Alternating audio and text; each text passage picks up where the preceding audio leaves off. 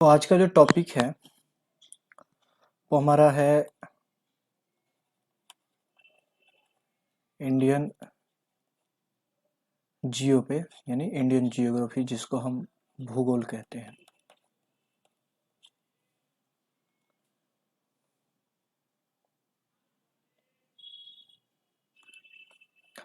अगर क्षेत्रफल की दृष्टि से देख, क्या है, 7th है वर्ल्ड का, और भारत का क्षेत्रफल संसार के क्षेत्रफल का कितना है?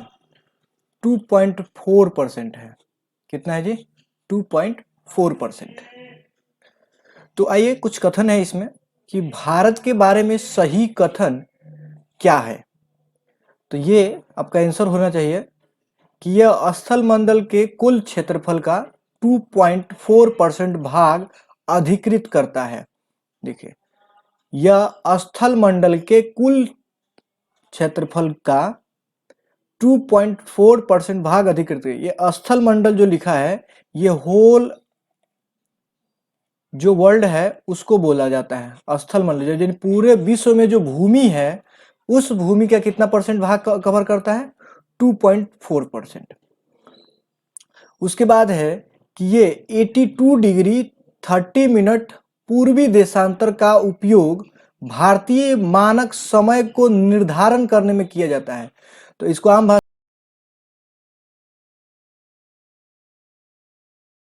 में ऐसे बोलते हैं कि 82.5 डिग्री, ठीक है, पूर्वी देशांतर हमारा क्या है? IST है, इंडियन स्टैंडर्ड टाइम, जो कितना है? 5 आवर 30 मिनट आगे चलता है। ठीक है, क्या चलता है? 30 मिनट आगे चलता है। और ये कहाँ से पास होता है? ये पास करता है इलाहाबाद, जो अब क्या क्या कहलाता है? प्रयागराज। अब क्या कहते हैं उसको? प्रयागराज। डिस्ट्रिक्ट का नाम याद रखेंगे, डिस्ट्रिक्ट है मिर्जापुर। ठीक है। अब ये है कि भारतवर्ष आकार आकार मतलब क्षेत्रफल में विश्व का कौन सा देश है? 7वां देश है। ठीक है, 7वां देश है। ठीक है, और मैंने पहले बताया कि भारत का क्षेत्रफल संसार के क्षेत्रफल का 2.4% है, परंतु ध्यान रखेंगे अगर जनसंख्या की दृष्टि से देखा जाए तो वो कितना है? 17.5%। अब ये आपको ध्यान रखना है, ये कब का डेटा है? ये डेटा है 2011 सेंसस का। ठीक है, तो क्षेत्रफल की दृष्टि से 7वां स्थान, जनसंख्या की दृष्टि से दूसरा स्थान। ठीक है, क्षेत्रफल की दृष्टि से कितना परसेंट? 2.4%। जनसंख्या की दृष्टि से 17.5%। क्लियर है? अगर आपसे पूछे कि भारत में गांवों की संख्या कितनी है, तो अब गांवों की संख्या याद रखेंगे, 6,40,930 इतने गांव हैं। भारत में कितने गांव हैं? 6,40,930। ये भी गणना कब की है? 2011 की है। ठीक है जी, चलिए अब हम बात करें अक्षांशीय विस्तार के बारे में। तो देखिए, विस्तार जो होता है वो एक्सपेंशन हो, कितने दूर में फैला हुआ है। तो अगर भारत देखा जाए तो भारत क्या है कि 8 डिग्री 4 मिनट उत्तर से 37 डिग्री 6 मिनट उत्तरी अक्षांश। ठीक है, देखिए ध्यान से देखेंगे, 8 डिग्री 4 मिनट उत्तर से 37 डिग्री 6 मिनट उत्तरी अक्षांश। तो याद रखेंगे भारत कहाँ पे है? उत्तर पूर्व में। भारत कहाँ है? उत्तर पूर्व में। भारत कहाँ है? उत्तर पूर्व में बसा हुआ है। तो अब कुछ लोग ग्लोब पे देखते हैं तो उसको बोल देते हैं नहीं ये तो वेस्ट किस तरफ है, ईस्ट की तरफ है, तो ईस्ट साइड में नहीं, ईस्ट से ऊपर देखिएगा। जब आप अर्थ के जो ये पृथ्वी है, जो पृथ्वी को हम दो भागों में बांटते हैं, तो ये इक्वेटर से पृथ्वी ऊपर है। पृथ्वी कहाँ है? यहाँ पे, सॉरी पृथ्वी कह रहे हैं, इंडिया कहाँ है? यहाँ इस पॉइंट पे है, और इस पॉइंट पे है। तो ये देखना, ये नॉर्थ है और ये ईस्ट है। तो ये जो एक्सपेंशन है, ये 8 डिग्री 4 मिनट उत्तर से लेके 37 डिग्री 6 मिनट उत्तरी अक्षांश। ठीक है,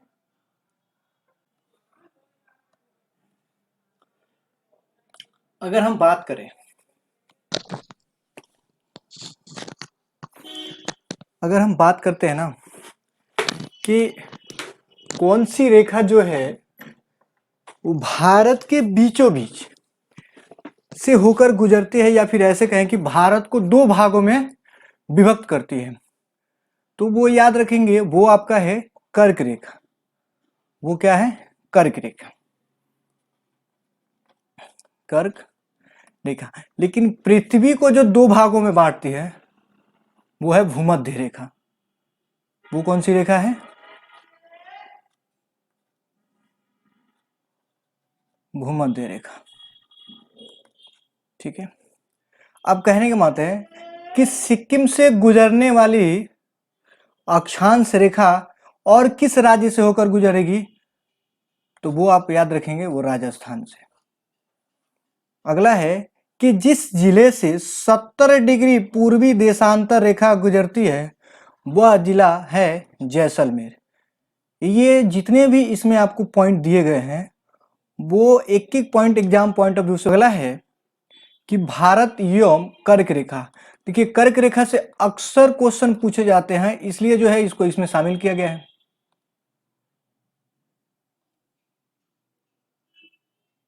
देखिए, कह रहा है कि कर्क रेखा इन राज्यों से होकर गुजरती है। अब पूछता है कि बताइए कि निम्न में से ऐसे कौन से राज्य हैं जिसमें से कर्क रेखा गुजरती है।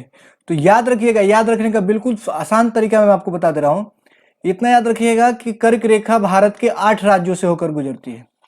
कितने राज्यों से होकर गुजरती है? 8 राज्यों से होकर गुजरती है। गुजरती है तो पहला है गुजरात। पहला क्या है? गुजरात। उसके बाद क्या है? राजस्थान। तो गुजरात, राजस्थान। उसके बाद क्या है कि 8 राज्यों से होकर गुजरती है। तो होकर गुजरने का मतलब क्या है? मध्य। ठीक है, गुजरती है 8 राज्यों से होकर गुजरती है झारखंड। ठीक है, छत्तीसगढ़, पश्चिम बंगाल, त्रिपुरा और मिजोरम। ठीक है, देखिए, गुजरात, राजस्थान, मध्य प्रदेश, झारखंड, छत्तीसगढ़, पश्चिम बंगाल, त्रिपुरा, मिजोरम। ठीक है, गुजरात, राजस्थान, मध्य प्रदेश, झारखंड, छत्तीसगढ़, पश्चिम बंगाल, त्रिपुरा और मिजोरम। बस क्लियर। कितने राज्यों से होकर गुजरती है? 8 राज्यों से होकर गुजरती है। अगला क्वेश्चन एक बार एग्जाम पूछा गया था कि अगरतला, गांधीनगर, जबलपुर, उज्जैन में से कर्क रेखा से निकटतम दूरी पर कौन स्थित है? तो निकटतम दूरी पर कौन स्थित होगा? आपको पता है, गांधीनगर कहाँ है? गुजरात में। अगरतला कहाँ है? त्रिपुरा में। जबलपुर कहाँ है? मध्य प्रदेश में। उज्जैन कहाँ है? उज्जैन कहाँ है? मध्य प्रदेश में शायद उज्जैन है। तो निकटतम कौन सा है? गांधीनगर। आंसर क्या है इसका? गांधीनगर। उसके बाद है कि दिल्ली, कोलकाता, जोधपुर, नागपुर शहरों में से कर्क रेखा निकट किसके है? तो पश्चिम बंगाल से होकर गुजरती है, तो निकट है कोलकाता के। ये मैप की स्टडी है। ठीक है, तो आप ये रिपीटेड क्वेश्चन है, ये आंसर तो सेम ही रहता है। ठीक है, लेकिन इसमें जगह बदल दिए जाते हैं। अब अगला क्वेश्चन है कि अब कर्क रेखा को बोला कितना, कैसे बोलेंगे? तो याद रखेंगे जो 23.5 डिग्री उत्तरी अक्षांश की जो रेखा है ना, उसे ही कर्क रेखा बोलते हैं, उसे ही कर्क रेखा बोलते हैं, उसे ट्रॉपिक ऑफ कैंसर बोलते हैं। एक होता है ट्रॉपिक ऑफ कैप्रिकॉर्न जो 23.5 डिग्री, ठीक है, दक्षिणी अक्षांश को बोलते हैं। सॉरी,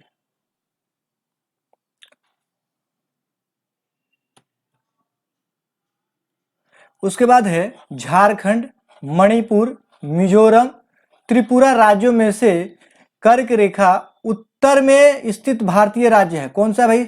उत्तर में झारखंड, मणिपुर, मिजोरम, त्रिपुरा में से कर्क रेखा के उत्तर में स्थित भारतीय राज्य कौन सा है? तो कर्क रेखा के उत्तर यानी ऊपर साइड, तो कर्क रेखा के जो ऊपर साइड वो कौन सा है? मणिपुर। कौन है? मणिपुर। हैदराबाद, चेन्नई, भोपाल, दिल्ली शहरों में से जून माह में दिन की अवधि अधिकतम होगी। किसकी अधिकतम होगी जी? दिल्ली की। किसकी अधिकतर होगी? दिल्ली की। आई होप आपको समझ में आया होगा ये। अगला है मानक टाइम यानी आईएसटी से हर हर सेगमेंट अलग अलग है, क्योंकि क्वेश्चन भी अलग अलग सेगमेंट से पूछा। कर्क रेखा से जितने भी क्वेश्चन आपको आने वाले थे वो मैंने डिस्कस कर दिया। यहाँ पे IST इंडियन स्टैंडर्ड टाइम से जितने भी क्वेश्चन पूछे जाते हैं वो आपको बता दे रहा हूं। देखिए अगला है कि जब भारतीय मानक समय के आद्योतर यानी अर्धरात्रि है तो एक स्थान पर सुबह का क्या बजता है, 6 बजता है। तो उस स्थान पे अवस्थित जिस आयोत्तर पर होंगे वह कितना पे होगा, तो आपको याद रखना है वो होगा 172 डिग्री 30 मिनट पूर्व। ठीक है जी। इसको निकालने का एक आसान तरीका है। देखिए 1 डिग्री बराबर होता है 4 मिनट, 1 डिग्री बराबर 4 मिनट। जैसे हमारा क्या है, हम हैं 82 हाफ पे है ना, तो देखिए ये 82 है, तो अगर 82 मल्टीप्लाइड बाई आप 4 करेंगे तो ये कितना हो जाएगा आपका 8 32, 4 8 और 8 चौका 32, और ये कितना है, आधा है, हाफ मिनट है ना, तो 2 और कर लीजिए इसमें। यानी आप देखेंगे कि 330 मिनट आपके पास निकल के आता है। अगर आप 330 मिनट का जो आप चेंज करोगे ना तो ये आपको निकल के आता है 5 घंटा 30 मिनट। तो इसलिए हमारा IST क्या है, हमारा है 82.5 डिग्री। ठीक है, अब देखिए अब ये 5 घंटा 30 मिनट हमारा भी आ गया है। तो देखिए ये बोल रहा है कि सुबह का 6 बजेगा, अगर जबकि भारतीय मानक समय के आयोत्तर पर अर्धरात्रि है। अर्धरात्रि मतलब 12 बज रहे होंगे रात के, तो एक स्थान पे सुबह का क्या बज रहा होगा, 6 बज रहा होगा। तो अब इस कैलकुलेशन से जब आप निकालेंगे ना तो वो आपको निकल के आएगा 172 डिग्री 30 मिनट पूर्व में। ठीक है,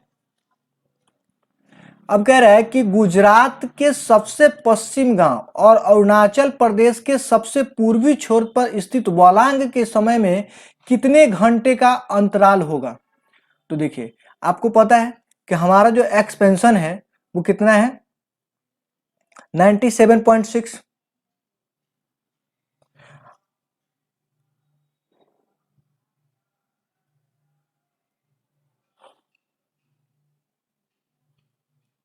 देखिए ये आपका है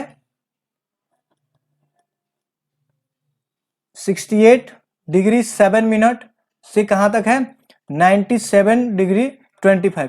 इन दोनों को माइनस कर लीजिए।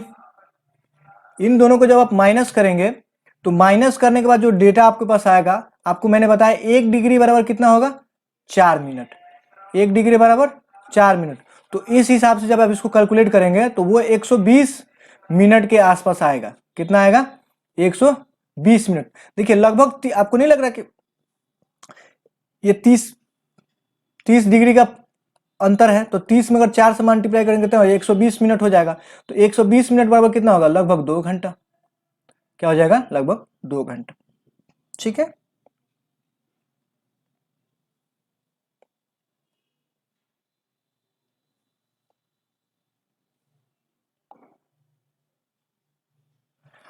अब कह रहा है कि पूछा है आपसे कि औरंगाबाद का अक्षांश बड़ोदरा एवं पुणे के बीच स्थित है। तो याद रखेंगे औरंगाबाद का जो अक्षांश बड़ोदरा एवं पुणे के अक्षांश के बीच में स्थित है। खासकर जो गुजरात PCS का देते हैं एग्जाम उसमें ये आता है हमेशा। चेन्नई की तुलना में बेंगलुरु की अवस्थिति अधिक दक्षिणवर्ती है, यानी चेन्नई की तुलना में बेंगलुरु की अवस्थिति क्या है, अधिक दक्षिणवर्ती है। अगला है कि रीवा, सागर, उज्जैन, होशंगाबाद शहरों में से भारतीय मानक समय यानी IST के जो IST देशांतर के निकटतम शहर कौन सा है, तो वो याद रखेंगे रीवा। ये टारगेट MPPCS। ठीक है, ये सब किस में पूछे गए हैं, MPPCS। ये क्वेश्चन किसका है, गुजरात PCS का। यदि भारतीय मानक समय के अनुसार पूर्वाह्न में 10 बजे हो तो 92 डिग्री पूर्वी देशांतर पर स्थित शिलोंग का स्थानीय समय क्या होगा। तो शिलोंग का स्थानीय समय होगा 10:38। कितना? 10:38। देखिए कैसे, यानी 10 बज रहा है किस पे? 82.5 पे, तो 92 डिग्री है ना। कितना है? 10। कितना है? लगभग 10 का 10 का नहीं, 9.5 डिग्री का अंतर है ना। तो 9.5 डिग्री का अंतर है, अगर इसमें आप 4 से मल्टीप्लाई करोगे तो आपको मिल जाएगा 38 मिनट। तो उस 10 बजे और 10 बज रहा था, उसमें आप 38 मिनट ऐड कर दो तो आपको मिल जाएगा कि 10 बज के क्या हो रहा है? 38 मिनट हो रहा होगा। लेकिन वहां भी 10 बजता है, ये कैलकुलेशन में आपको बता रहा हूं। अब कह रहा है कि यदि भारतीय मानक समय के उत्तर के मध्याह्न में 120 डिग्री पूर्वी देशांतर पर स्थानीय समय क्या होगा? तो 120 डिग्री पूर्वी समय क्या होगा? तो 82.5 डिग्री से आप चले जाइए 120 डिग्री तक। अब देख लीजिए कि उस टाइम में अगर यहाँ पे मध्याह्न के 120 डिग्री में कितना फर्क है, तो आपको 2.5 घंटे का फर्क मिलेगा। 2.5 घंटे का फर्क मिलेगा ना लगभग, तो वो आपको मिल जाएगा 2:30 बज रहा होगा वहां पे। अब यहाँ पे है आंध्र प्रदेश, छत्तीसगढ़, महाराष्ट्र, यूपी राज्यों में से भारतीय मानक समय का अयोत्तर नहीं गुजरती है। अमयोत्तर नहीं गुजरती है। कहां से नहीं गुजरती है जी? महाराष्ट्र से नहीं गुजरती है, क्योंकि आपको मैंने पहले ही बताया था कहां कहां से होकर गुजरती है। अब भारतीय मानक समय का देशांतर रेखा क्या है? क्या है या फिर कहां से गुजरती है? तो ये देखिए क्या है, 82.5 डिग्री मैंने बताया इलाहाबाद से गुजरती है, लेकिन अब इसका नाम जो है प्रयागराज कर दिया गया है। तो आप हो सकता है कि अब जो है ऑप्शन में प्रयागराज आया हो, या फिर मिर्जापुर आए, या फिर कहीं कहीं नैनी भी आता है। ठीक है। अब भारत की प्रमाणिक मध्याह्न रेखा कहलाती है, क्या कहलाती है जी? 82.5 डिग्री पूर्वी देशांतर। क्या कहलाती है? 82.5 डिग्री पूर्वी देशांतर कहलाती है। और इस पूर्वी देशांतर को हम आईएसटी कहते हैं। क्या कहते हैं? आईएसटी भी कहते हैं। अब आइए,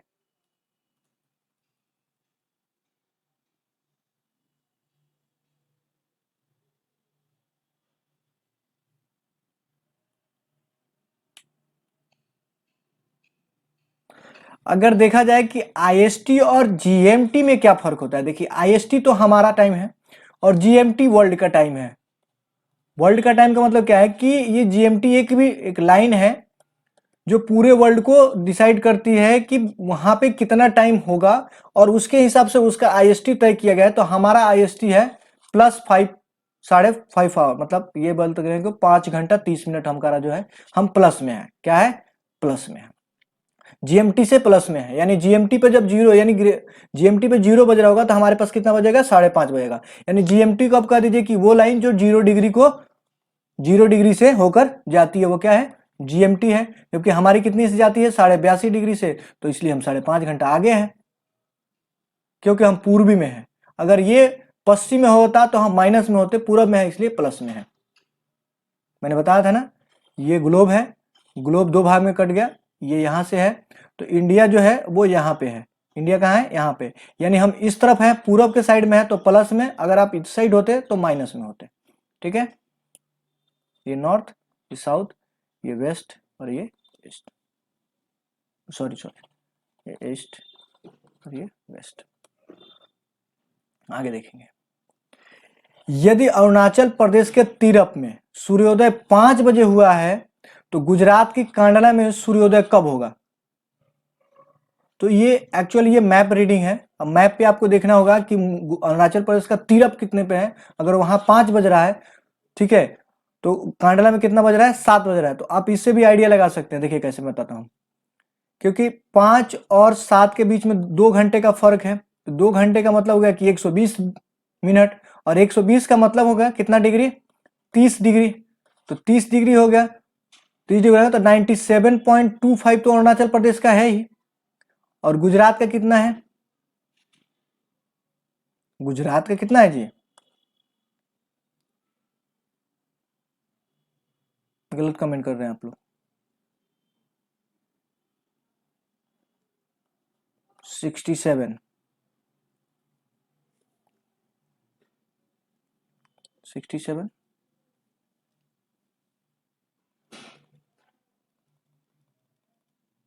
फिर से देख लीजिए।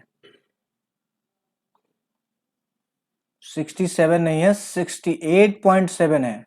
ठीक है।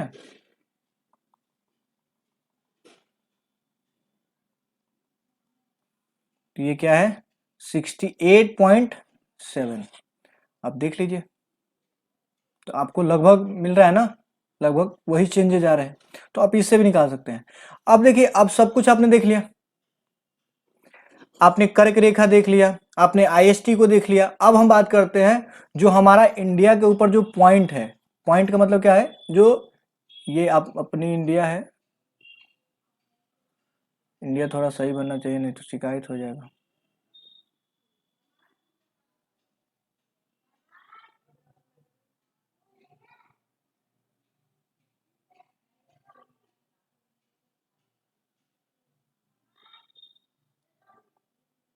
तो ज्यादा ही उड़े हो गया इंडिया।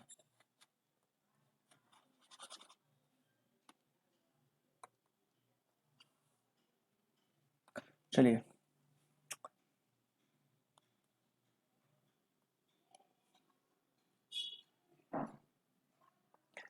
अब अगला है कि भारत का सुदूर दक्षिणी बिंदु यानी सदर्न पॉइंट कौन सा है, तो आपको उसको याद रखेंगे, उसका नाम है इंदिरा पॉइंट। उसका क्या नाम है, इंदिरा पॉइंट। क्या नाम है, इंदिरा पॉइंट। जो दक्षिणतम बिंदु, सुदूर दक्षिण बिंदु को बोलते हैं इंदिरा पॉइंट। और कहां पे स्थित है, ये स्थित है बड़े निकोबार, जिसको ग्रेट निकोबार आइलैंड बोलते हैं। उसको क्या बोलते हैं, ग्रेट निकोबार आइलैंड। ठीक है, और ये बिंदु कितना पे है,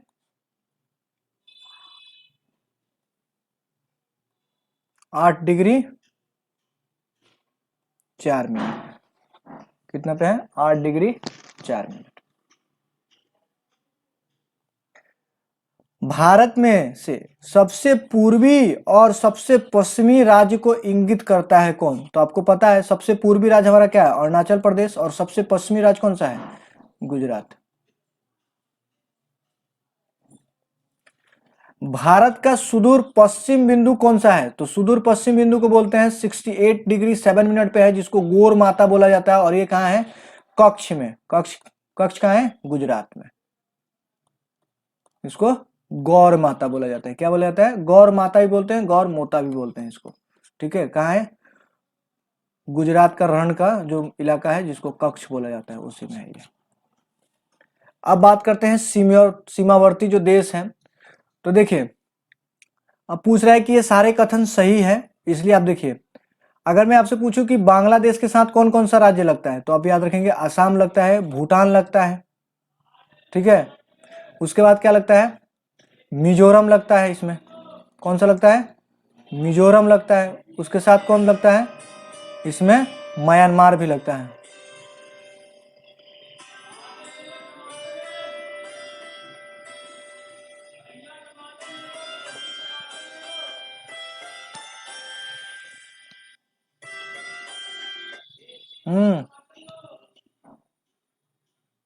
ओके,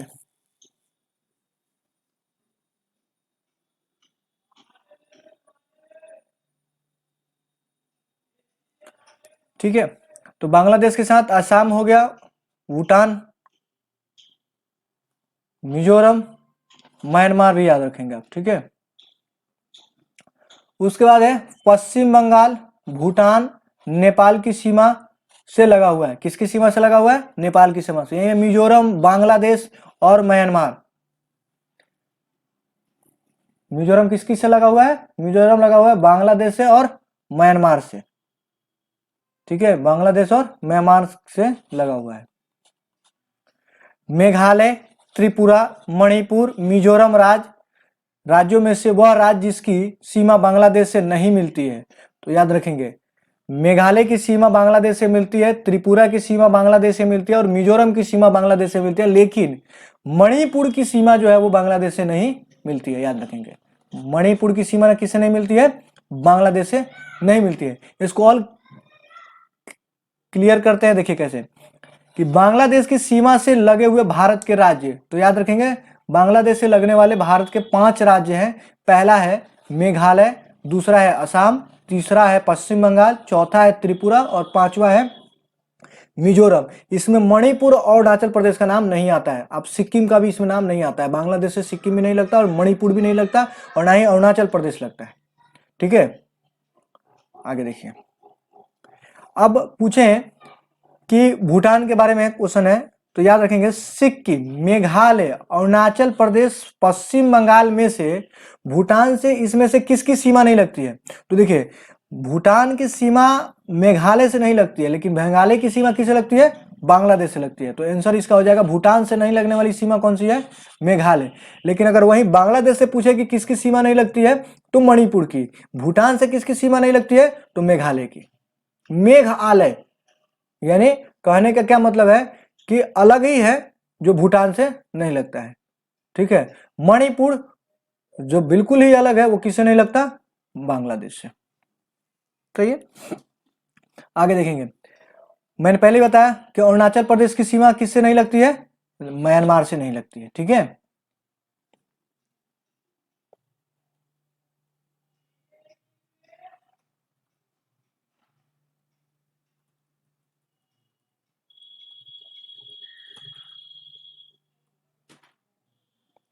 म्यांमार से उभयनिष्ठ सीमा नहीं है। किसकी सीमा नहीं है जी? असम की सीमा नहीं लगती है। अब देखिए पाकिस्तान से सीमा बनाने वाले भारतीय राज्य, तो याद रखेंगे अब पाकिस्तान के साथ जो सीमा बनाने वाले राज्य हैं, ये राज्य नहीं है, अब यूटी हो गए हैं। ये क्या है? यूटी, यूनियन टेरिटरी है। ठीक है। क्या है? यूटी है ये। तो याद रखेंगे क्या पूछ रहा है, अगर राज्य पूछ रहा है या यूनियन टेरिटरी पूछ रहा है। ठीक है। तो राज्य में आपका पंजाब है, यूनियन टेरिटरी में आपका जम्मू एंड कश्मीर है। जम्मू अलग है और कश्मीर अलग है, दो यूनियन टेरिटरी है। राजस्थान है और गुजरात है। नेपाल के पड़ोसी भारतीय राज्य उत्तराखंड, उत्तर प्रदेश, बिहार, पश्चिम बंगाल, सिक्किम। ठीक है। भारत के साथ सबसे लंबी स्थलीय सीमा किसके साथ है? बांग्लादेश के साथ है। किसके साथ है? बांग्लादेश के साथ है। असम, नागालैंड, मेघालय, मिजोरम राज्यों में से बांग्लादेश के साथ अपनी सीमा नहीं बनाने वाला राज्य कौन सा है? नागालैंड। तो बांग्लादेश के साथ किसकी किसकी सीमा नहीं लगती है? नागालैंड की सीमा नहीं लगती है, अरुणाचल प्रदेश की सीमा नहीं लगती है, साथ के साथ क्या लिखे? मेघालय, मणिपुर। भाई मणिपुर की सीमा बांग्लादेश से नहीं लगती है, मेघालय की सीमा नहीं लगती ना जी।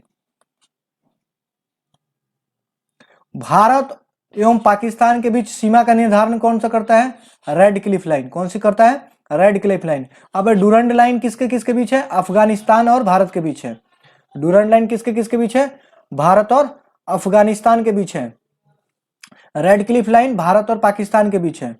ठीक है। भारत तथा पाकिस्तान के बीच मध्य सीमा रेखा का उदाहरण क्या है? परिवर्ती सीमा। उसको क्या बोलते हैं? परिवर्ती सीमा। भारत और चीन के उत्तरी पूर्वी सीमा का सीमांकन किसके द्वारा होता है? मैकमोहन लाइन से। किसके द्वारा होता है? McMahon line. भारत श्रीलंका को अलग कौन करता है? पाक जलडमरू मार्ग। क्या है? पाक जलडमरू मार्ग। नेपाल, भूटान, चीन सीमाओं से मिलने वाला भारतीय राज्य कौन सा है? सिक्किम। तो ये सिक्किम किस किस से मिलता है? नेपाल, भूटान, चीन से। उसके बाद देखिए तीन तरफ से अंतरराष्ट्रीय सीमाओं से बांग्लादेश से घिरा हुआ राज्य कौन सा है? त्रिपुरा। किससे घिरा है? त्रिपुरा।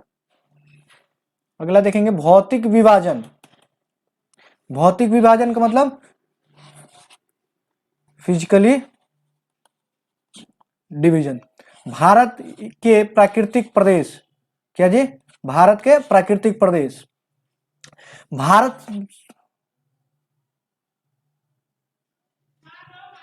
भारत से उपबंध पूरा चुंबकीय परिमाणों से संकेत मिलते हैं कि भूतकाल में भारतीय स्थल पिंड का से सरका है। तो कहां सरका है जी? उत्तर की ओर सरका है। कहां सरका है? उत्तर की ओर सरका है। भारतीय उपमहाद्वीप मूलतः एक विशाल भूखंड का भाग था जिसे गोंडवाना लैंड कहा जाता था। ये किसका पार्ट था? पेंजिया। पेंजिया टूटा तो गोंडवाना लैंड बना। तो भारतीय उपमहाद्वीप मूलतः एक विशाल भूखंड का भाग है जिसे किसे क्या कहा जाता है? गोंडवाना लैंड। उसे क्या कहा जाता है? गोंडवाना लैंड। भारत विभाजित है 4 प्राकृतिक प्रदेशों में। किसमें विभाजित है जी? 4 प्राकृतिक प्रदेशों में। उत्तराखंड में पताल तोड़ कुएं पाए जाते हैं। क्या पाए जाते हैं जी? उत्तराखंड में पताल तोड़ कुएं पाए जाते हैं। और क्षेत्र का नाम याद रखेंगे तराई क्षेत्र में। तो क्वेश्चन ये भी पूछ सकता है कि उत्तराखंड में कौन से कुएं पाए जाते हैं? तो याद रखेंगे पताल तोड़ कुएं पाए जाते हैं। और कहां पाए जाते हैं? तराई क्षेत्र में। अगला क्वेश्चन देखेंगे, यदि हिमालय पर्वत श्रेणियां नहीं होती तो भारत का सर्वाधिक संभाव्य भौगोलिक प्रभाव होता किस पे? देश के अधिकांश भाग में साइबेरिया से आने वाली शीत लहरों का अनुभव होता। सही बात है, क्योंकि ठंडी हवाओं को रोक लेता है। और सिंधु गंगा मैदान इतनी सुविदिष्ट जलोन्मृतता से वंचित होता जो इतना उपजाऊ है। और भारत का मानसून प्रतिरूप वर्तमान प्रतिरूप से क्या होता, भिन्न होता। तो एक फायदा क्या है हमारे हिमालय पर्वत को होने से है। और हिमालय पर्वत श्रेणियां कि जो म्यांमार तक गई हुई है। कहां तक गई हुई है, म्यांमार तक। याद रखेंगे अगला को, भारत में भू आकारों की रचना के संबंध में क्या सही है। तो याद रखेंगे वो सही ये है कि संरचनात्मकता की दृष्टि से मेघालय पठार दक्कन पठार का ही विस्तारित भाग है, जो कश्मीर घाटी की रचना एक समभिन्नाति में हुई। किसमें हुई, समभिन्नाति में हुई। और गंगा का मैदान की रचना एक अर्घगर्त में हुई है। किसमें हुई है जी, अग्रगर्त में हुई है। अब भारत के पश्चिमी समुद्र तट का निर्माण हुआ है, किसके द्वारा निर्माण हुआ है, निर्माण होने का काम क्या है, भूमि का उत्थान तथा निर्गमन के कारण। ठीक है, तो यार इतना ही रखेंगे, फिर कल का जो लेक्चर होगा उसको हम आगे कैरी करेंगे। या देखिए, अब सम्मेलन करना है आपको, तो सम्मेलन कीजिए। दक्कन ट्रैप, दक्कन ट्रैप कहां पे है, वो है क्रिटिशियो आदि नूतन। पश्चिमी घाट क्या है, उत्तर नूतन। ठीक है, अरावली क्या है, प्री कैम्ब्रियन। नर्मदा ताप्ती क्या है, अत्यंत नूतन। ठीक है, तो अगर मैं आपसे पूछूं कि अगर पूछे कि दक्कन का पठार कब का है, तो आदि नूतन है। पश्चिमी घाट कब का है, उत्तर नूतन का है। और अरावली क्या है, यानी सबसे पुरानी पहाड़ी कौन सी है, अरावली, प्री कैम्ब्रियन। उसके बाद नर्मदा ताप्ती क्या है, सबसे नई पहाड़ियां हैं। अगला देखेंगे, केरल का कुट्टानाड, केरल का कुट्टानाड या फिर कुट्टानाडु प्रसिद्ध है। किस लिए प्रसिद्ध है जी, याद रखेंगे कि यह भारत के न्यूनतम ऊंचाई वाले क्षेत्र में है। किसमें है जी, न्यूनतम ऊंचाई वाले क्षेत्र के रूप में। इसे केरल का धान का कटोरा कहा जाता है। तो धान का कटोरा किसे कहा जाता है जी, केरल का। अब FOA द्वारा वैश्विक महत्वपूर्ण कृषि विस्तार प्रणाली GIAHS घोषित किया गया है। क्या क्या घोषित किया गया है, GIAHS। तो ये आज हम यहां तक रखते हैं। उसके अगला जो लेक्चर है इसमें हम बात करेंगे उत्तर का पर्वतीय प्रदेश, उत्तर का पर्वतीय प्रदेश। देखिए, इसमें जो भी टॉपिक आपको दिए गए ना बिल्कुल सेपरेट दिए गए हैं। अगर उस टॉपिक से कोई भी क्वेश्चन कैसे भी आ रहा है तो आप इसे ऐसे पढ़ सकते हैं।